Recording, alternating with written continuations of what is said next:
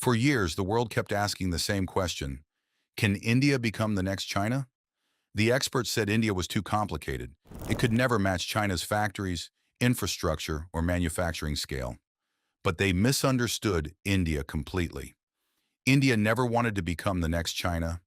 India wanted to become a manufacturing power, built on its own strengths: talent, technology, democracy, and the trust of the world. And now Indian companies are entering industries China once dominated almost completely, from solar panels and batteries to smartphones. India is building enormous factories, securing billion-dollar contracts, and proving that made in India is no longer just a promise. This is the story of India creating an alternative the world has been waiting for. Here are 10 Indian companies quietly challenging China and building India's own path to global power. Number 10. Kaynes Technology. Kaynes started as an electronics manufacturing services company, building circuit boards and components for India's automotive, industrial, aerospace, and defense sectors. But its most important move came recently when it pushed into semiconductors, the single most strategically sensitive manufacturing category on Earth right now. Its subsidiary, Kaynes Semicon, won government approval for a 3,307 crore rupees, or $384.5 million chip assembly and packaging facility in Sanand, Gujarat, built as an OSAT plant, short for outsourced semiconductor assembly and test, the stage where raw silicon dies get packaged into the finished chips that go into your phone, your car, your laptop. It's not the flashiest part of the semiconductor supply chain, but it's the part where a country either builds real technical capability or stays permanently dependent on someone else's factories, and Kaynes chose to build it. In October 2025, Kaynes shipped its first Made in India chip module to a customer in the United States, and by 2026, the Sanand facility was running as only India's second operational chip unit, an actual functioning commercial facility shipping product abroad. To get there fast, Kaynes partnered with Japan's AOI Electronics to bring in packaging technology it didn't have in-house. Kaynes' overall revenue jumped 33% in the most recent fiscal year, with its core electronics manufacturing business still serving India's automotive, industrial, aerospace, and defense sectors even as the semiconductor bet plays out. This is a company that started by building parts for other people's electronics and is now racing to build the chips at the very heart of them. Number 9. Waaree Energies. Solar power is one of China's most complete manufacturing monopolies. The country controls more than 80% of global solar panel manufacturing capacity, from raw polysilicon all the way through to the finished module. Waaree Energies has spent the last few years building a real, direct challenge to that dominance. In India, Waaree crossed 20 gigawatts of manufacturing capacity, making it the country's largest solar module producer, and it built a 5.4 gigawatt solar cell processing facility in Gujarat. But the more interesting move happened in the United States, where Waaree opened a solar module factory in Brookshire, Texas, that began commercial production in January 2025 at 1.6 gigawatts of capacity. A plant it is now doubling to 3.2 gigawatts, backed by roughly $1 billion of investment, with plans to scale even further by 2027.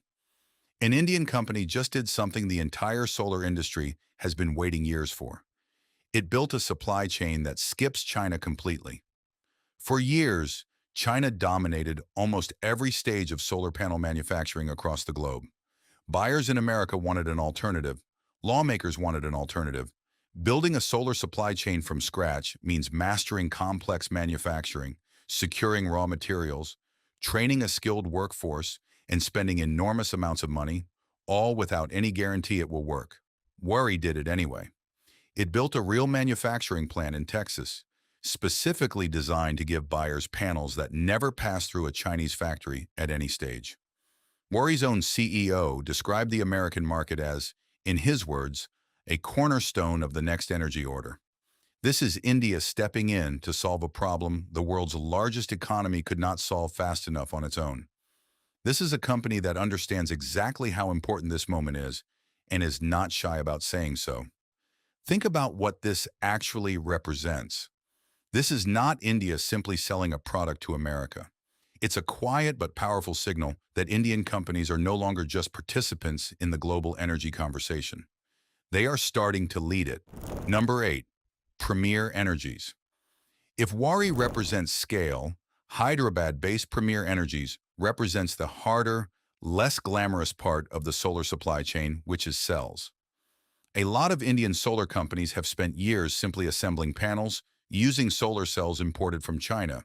The actual heart of that panel, the cell itself, was still built inside a Chinese factory first.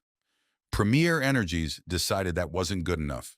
The company is running 2 gigawatts of solar cell manufacturing capacity right now, alongside 4.13 gigawatts of module capacity. And it didn't stop there. Premier went public in 2024, and investors didn't just show up. They stampeded in. Qualified institutional investors subscribed to the offering more than 216 times over. The entire issue closed at more than 74 times subscribed. That is not ordinary investor interest. That's a market practically demanding to be part of this company's next move. Premier used that money exactly where it mattered most. It's building a new 4-gigawatt TOPCon solar cell and module facility in Hyderabad, expanding its cell-making capacity, not just its assembly line. Investors weren't betting on just another Indian solar brand. They were betting specifically on the harder half of the business, the cell manufacturing half, the part most competitors were content to leave to China. Every gigawatt of solar cells built inside India is one less gigawatt India has to import across its own border. This is the real difference between a country that only assembles someone else's technology and a country that actually owns the manufacturing process, start to finish, on its own soil. Now take a breath, because it's worth noticing something about just these first 3 companies on this list. None of them are household names. Most people outside the solar industry, or outside India, have probably never heard any of them mentioned once. And yet, between them, they're building gigawatts of manufacturing capacity across 2 different continents, engineered specifically to challenge, and in some cases directly replace, Chinese supply chains that have dominated this industry for decades. That's the real thing running through this entire list. The companies doing the most damage to China's manufacturing monopoly right now might not even be that famous. They're the quiet ones, building the hard parts 1 gigawatt at a time. Number 7. Samvardhana Motherson. Here's where this story gets genuinely strange in the best way. Samvardhana Motherson doesn't just compete with Chinese manufacturers from a distance, it actually supplies parts directly into China's own automotive industry. This Indian auto components giant posted $25.7 billion in revenue in its most recent fiscal year, runs 33 facilities and 5 joint ventures inside China itself, and counts 7 of China's own top 10 electric vehicle makers as customers, including giants like Changan, Chery, SAIC, and Geely. Motherson supplies wiring harnesses, mirrors, polymer components, and camera-based vision systems, the unglamorous but essential parts that go inside nearly every modern vehicle, the kind of components a car simply cannot ship without, no matter how advanced its electric drivetrain or its self-driving software might be. It has also been acquiring global suppliers aggressively, most recently taking an 81% stake in Japan's Yutaka Giken, deepening its relationship with Honda. The company's own public target is $108 billion in annual revenue by 2030. This isn't an Indian company hiding from Chinese competition. It's an Indian company embedded directly inside China's own supply chain, competing on China's own turf, winning contracts against Chinese suppliers for Chinese customers on Chinese soil, arguably the single boldest form of challenging China on this entire list, because it isn't happening from a safe distance. It's happening from the inside. Number 6. Bharat Forge. Bharat Forge, part of the Kalyani Group led by Baba Kalyani, built its name on precision forging, the heavy industrial process of shaping metal under extreme pressure into the components that go inside engines, axles, and heavy machinery. But its most striking recent move has been into defense manufacturing. Working with India's DRDO, Bharat Forge helped develop the ATAGS, the Advanced Towed Artillery Gun System, a 155mm howitzer with a longer range and faster rate of fire than earlier designs. In a genuine milestone for Indian defense exports, the company landed a $155 million contract, reportedly with a Middle Eastern buyer, to export artillery guns abroad, one of the first major artillery export deals any Indian private company has ever secured. Chairman Baba Kalyani has stated the company's ambition plainly to become the world's largest artillery producer. That is not a modest goal, and it puts Bharat Forge in direct competition with defense manufacturing powers that have historically included China, a country that has spent decades exporting military hardware to nations across Asia, Africa, and the Middle East.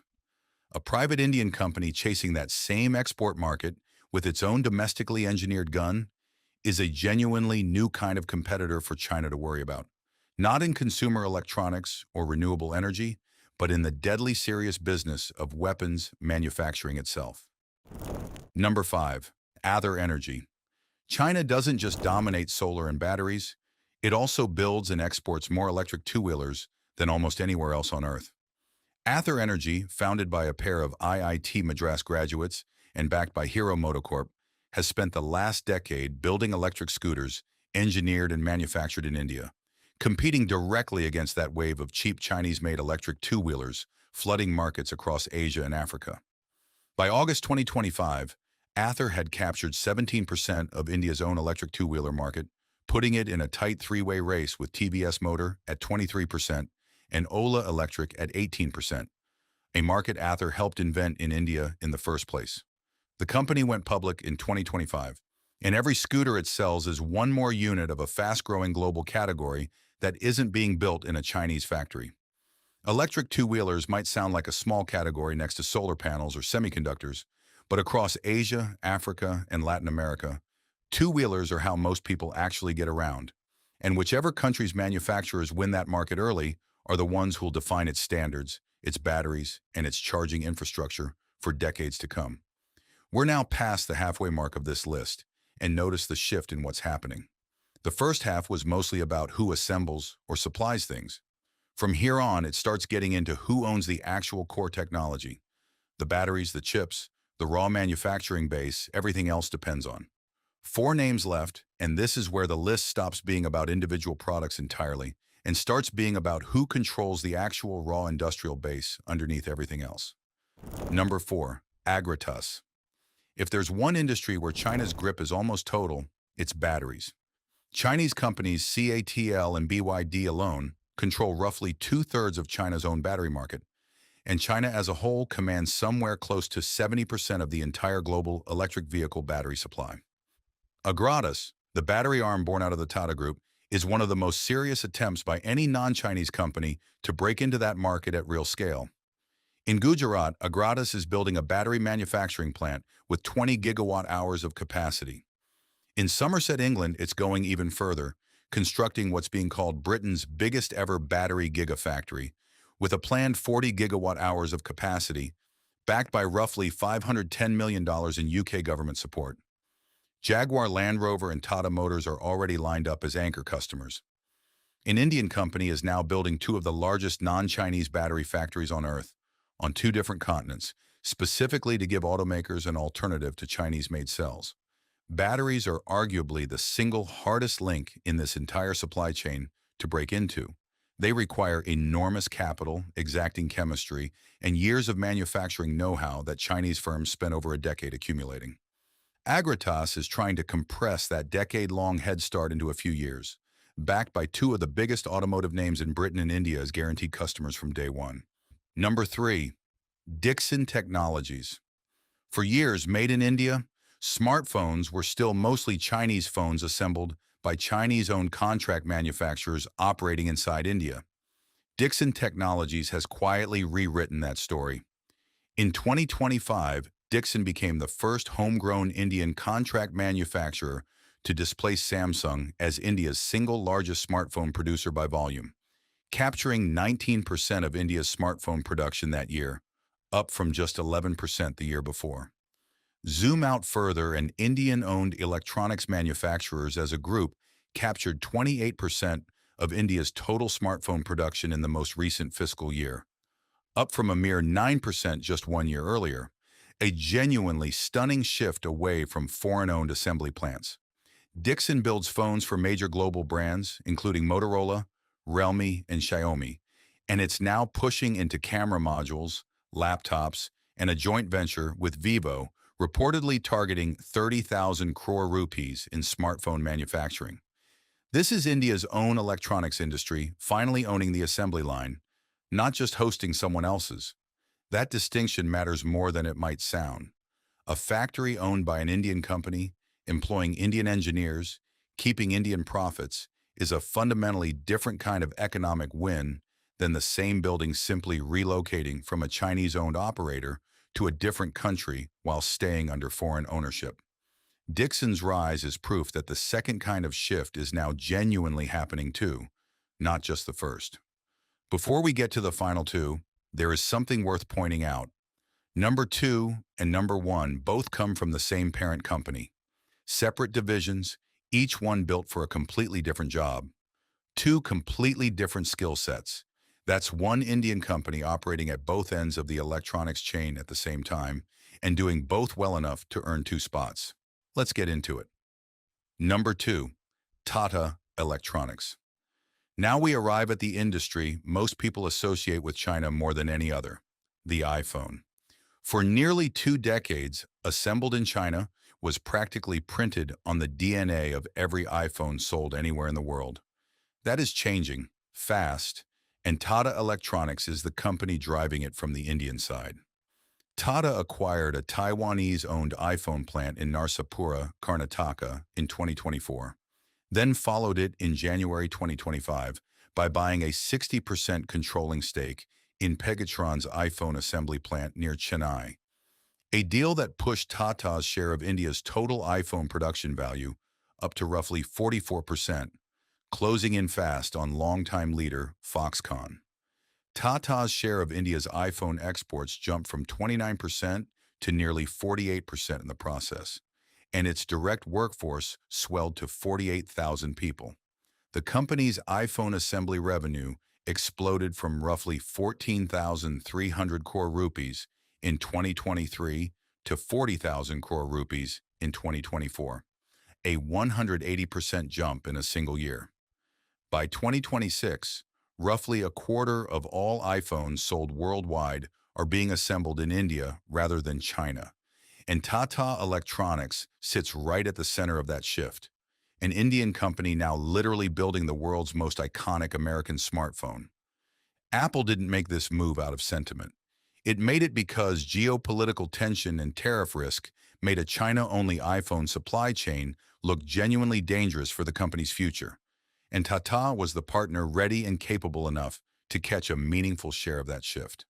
China still assembles the majority of iPhones today, but the majority is a very different number than practically all of them, which is where things stood less than a decade ago. Number 1, Tata Electronics Semiconductor Fab.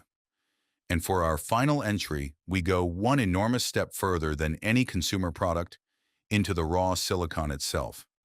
Tata Electronics is building India's first commercial semiconductor fabrication plant in Dholera, Gujarat, in partnership with Taiwan's Powerchip Semiconductor Manufacturing Corporation, in a project worth roughly 91,000 crore rupees, around $11 billion. When complete, it will manufacture power management chips, display drivers, microcontrollers, and high-performance computing logic across multiple process nodes, with capacity for up to 50,000 wafers a month. Construction is already past the halfway mark, and the first chip is expected to roll off the line by the end of 2026. This single project is projected to create over 20,000 jobs, directly and indirectly to start, with Tata's own stated multi-fab vision aiming for 100,000 jobs across India's semiconductor ecosystem over time, feeding into a domestic chip demand projected to hit $110 billion by 2030 as India's own electronics, automotive, and telecom industries keep needing more chips than they can currently source domestically. Semiconductors are the single most protected, most strategically guarded manufacturing category in the entire global economy.